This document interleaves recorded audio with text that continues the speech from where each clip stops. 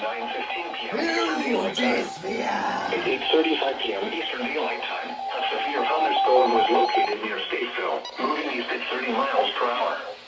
Hazard, 60 miles per hour wind gusts. Source, radar indicated. Impact, expects damage to trees and power lines. Locations impacted include Huntersville, Annapolis, Statesville, Moxville, West Concord, Cornelius, Mooresville, Davidson, China Grove, and Landis. For your protection, move to an interior room on the lowest floor of a building. Please report damaging winds, hail, or flooding to the National Weather Service by calling toll-free 1-800-267-8101 or by posting on our Facebook page or tweet it using hashtag NWSGSP. Your message to describe the event and the specific location where it occurred.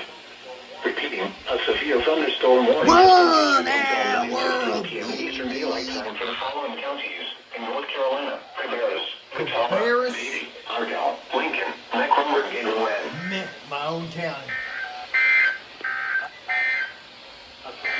Typical.